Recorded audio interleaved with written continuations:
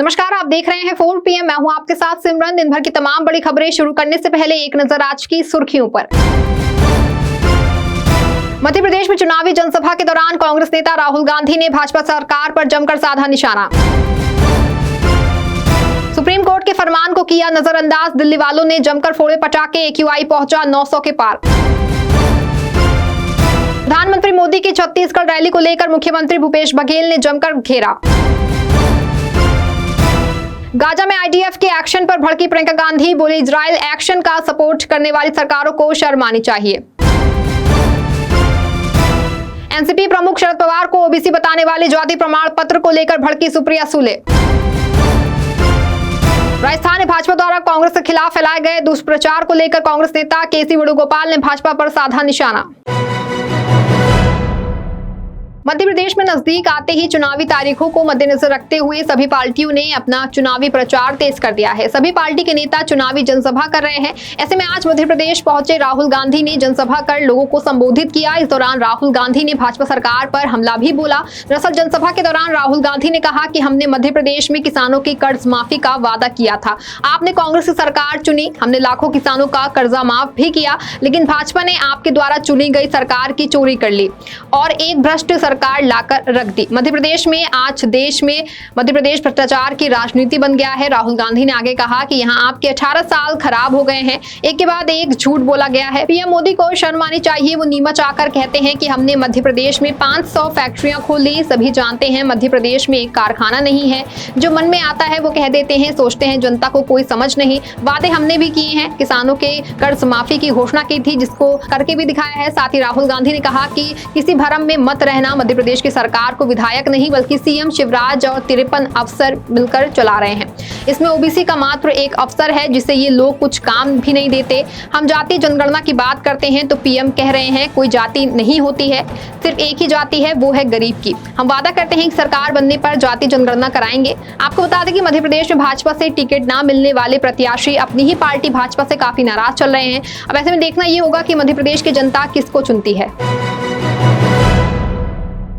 दिवाली के मौके पर दिल्ली में सुप्रीम कोर्ट ने पटाखों को लेकर के रोक लगाई थी, लेकिन ऐसा हुआ नहीं। सुप्रीम कोर्ट की रोक के बावजूद भी दिल्ली में जमकर पटाखे फोड़े गए। पूरी तरह आतिशबाजी के लिए प्रतिबंध के बावजूद राजधानी दिल्ली और NCR में जमकर पटाखे फोड़े गए। दिवाली के दिन सुबह से ही कई इलाकों में आतिशबाजी शुरू हो गई, जो शाम होते होते बड़े पैमाने पर बढ़ती चली गई। इसकी वजह से प्रदूषण भी सामान्य से कई गुना ज्यादा बढ़ गया है। केंद्रीय प्रदूषण नियंत्रण बोर्ड के आंकड़े के अनुसार दिल्ली के सोमवार की सुबह ही एयर क्वालिटी इंडेक्स AQI 296 रहा, जो सामान्य से करीब 6 गुना अधिक है। वहीं वायु गुणवत्ता मापने वाले स्विस ग्रुप AQAir के डाटा के मुताबिक सोमवार को दिल्ली दुनिया की सबसे प्रदूषित शहर है। दिवाली पर राजधानी दिल्ली में इस साल साफ हवा में पिछले 8 साल का रिकॉर्ड तोड़ दिया है। केंद्रीय प्रदूषण नियंत्रण बोर्ड के अनुसार राजधानी में रविवार सुबह साफ आसमान और खिली धूप के साथ हुई और शहर के वायु गुणवत्ता सूचकांक 218 रहा, जो पिछले 8 साल में दिवाली के दिन सबसे कम था। छत्तीसगढ़ में विधानसभा चुनाव को लेकर सियासत गरमाई हुई है। पहले चरण का चुनाव पूरा हो चुका है, वहीं दूसरे चरण का मतदान 17 नवंबर को होना है। ऐसे में सभी पार्टियां एक दूसरे पर हमलावर हैं। बीजेपी की ओर से खुद PM नरेंद्र मोदी भी चुनाव प्रचार में अपनी पूरी ताकत लगा रहे हैं। इसी क्रम में प्रधानमंत्री एक बार फिर छत्तीसगढ़ दौरे पर गए, जिसे लेकर छत्तीसगढ़ के मुख्यमंत्री ने उन पर निशाना साधते हुए कहा कि PM को आने दीजिए, PM चुनाव तक यहाँ आएंगे। इससे पहले तो PM यहाँ आए नहीं। कोविड में क्या तकलीफ हुई, PM कभी नहीं पूछने आए। PM ने किसानों तकलीफ, आदिवासियों की तकलीफ कभी नहीं पूछी। PM मोदी बस चुनाव के समय ही आते हैं। गौरतलब है कि भाजपा के बड़े नेता लगातार छत्तीसगढ़ का दौरा कर रहे हैं और जनता को संबोधित कर रहे हैं। लोगों को तरह तरह की गारंटी और योजनाएं देने का वादा कर रहे हैं। हालांकि किसका कितना जादू चलेगा, ये तो चुनावी नतीजे आने के बाद ही पता चल पाएगा।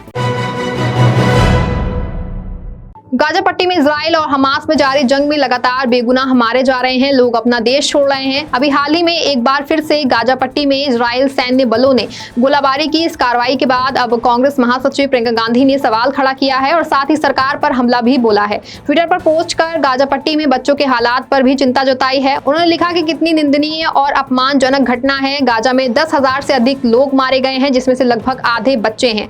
प्रियंका ने दावा किया है कि हर 10 मिनट पर एक बच्चे की मौत हो रही है। उन्होंने लिखा कि WHO के अनुसार हर 10 मिनट में एक बच्चे की मौत हो रही है। अब छोटे बच्चों को ऑक्सीजन की कमी के कारण उनको इनक्यूबेटर से निकालना पड़ रहा है और उन्हें मरने के लिए छोड़ दिया गया है। साथ ही प्रियंका गांधी ने इजराइल सैन्य बलों की कार्रवाई का समर्थन करने वाले पर भी सवाल खड़ा किया है। उन्होंने कहा कि गाजा में ऐसे हालात के बावजूद इस नरसंहार का समर्थन करने वालों की अंतरात्मा को कोई झटका नहीं लग रहा है। कोई युद्ध विराम नहीं, बस अधिक बम, अधिक हिंसा, अधिक हत्याएं और अधिक दर्द। इस विनाश का समर्थन करने वाली सरकारों को शर्म आनी चाहिए। गौरतलब है कि इजराइल और हमास के बीच चल रहा युद्ध रुकने का नाम नहीं ले रहा है। वहीं भाजपा पार्टी पूरी तरह से इजराइल का समर्थन कर रही है।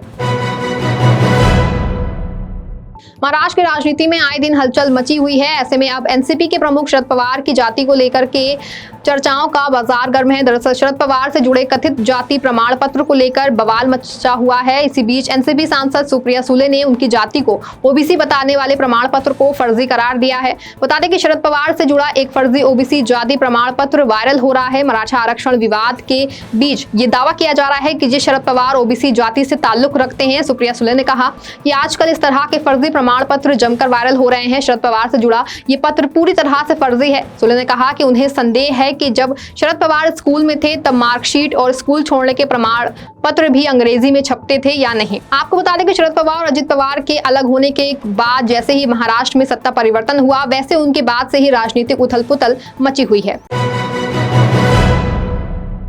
राजस्थान में फैल रही अफवाहों पर जवाब देते हुए कांग्रेस ने कहा कि राजस्थान विधानसभा चुनाव में उनके शीर्ष नेतृत्व की राजनीतिक गतिविधि को लेकर अफवाह फैलाई गई है। जबकि मल्लिकार्जुन खड़गे, राहुल गांधी और प्रियंका गांधी ने वहां पहले भी प्रचार किए हैं और आने वाले दिनों में भी करेंगे। बीजेपी प्रायोजित मीडिया का एक वर्ग राजस्थान में हमारे शीर्ष नेतृत्व की गतिविधि के बारे में अफवाहें फैला रहा है।